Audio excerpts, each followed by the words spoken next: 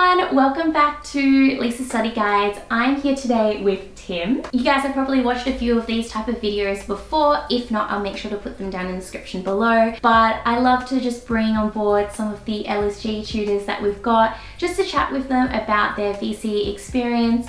So I guess take it away, Tim. Let everyone know a little bit about yourself. Yeah, so I graduated in 2018 with a 95.3 ATAR. Congrats. So thank you. I guess just to launch straight into it, like what were the things that you specifically did to prepare for those big exams? Apart from what you do throughout the year, which is definitely keep notes well read, do your homework or extra study, whatever you feel like helps you throughout the year. Yeah. By the time you get to the end of the year, for me at least, you should know everything. Yeah. So by the time it got to swap back, all I was doing was practice exams, practice essays, practice questions for all of my subjects, and that was to me the easiest way to get everything exactly how I needed it to be for the exam, was doing the exam over and over again. So by the time I got to swap back, I had my notes and I could find anything in my notes very quickly. Yeah. So then all I had to do was commit that to memory and know how to use it in an exam context. Ah,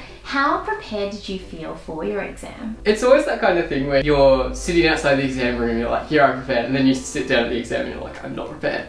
So it's sort of like, it's a mix of what you think you know and what you decide last minute you don't know. Yeah. So I think when I was studying, I was like, yeah, I know this, I don't need to revise this, I know this. But then you get to the exam and you sit down and you sort of think, I don't know this. Yeah. Then you start the exam and you realize you do not. Okay. So for me, it was kind of like a whole process of I know it, I don't know it, I know it, I don't know it. But the thing was, I did so much revision beforehand, doing those extra essays, practice questions, that even if I didn't feel confident, I did know it all. Good, which is sort of the frame of mind I feel like you want to be in. It's, I'm not sure I'm confident with it. I maybe could have done a little bit more, but I still know it all. So you've had this tandem of I do know it, I don't know it, I do know it, I do know it, which sounds kind of stressful. And yeah, it is. So for me, probably from like year 9 onwards, I never really had an issue with it before, but then I started to get exam anxiety. It was something I didn't have for things like in class and doing homework and everything. That didn't stress me out. I felt like I knew that. But then all of a sudden you sit down or you're waiting for the exam to start and you just get really anxious and really nervous. Yeah. So for me, it was probably over like 3 years I had to sort of find a way to get out of that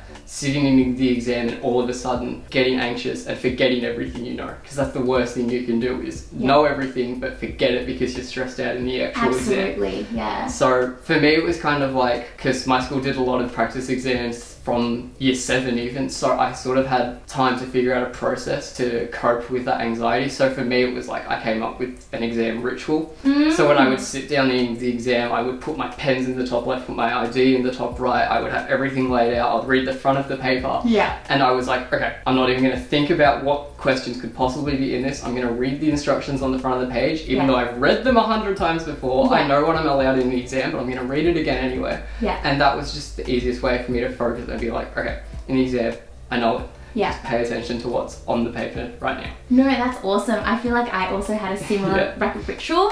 I had, you know, my water bottle that I put over here. I had my pencil case, or the clear pencil case, whatever it is, that you put over here. There's something sort of, once it becomes routine, then there's obviously like less stress that's involved in that. So I think that's really awesome that you did that. I guess going off that, like what advice do you have for students who are going into their exam? Going into your exams, obviously focus on what you don't know more than what you do know, and part of that is understanding everything throughout the year. So looking back at what SACs did I do better on than other SACs and saying that can wait till later.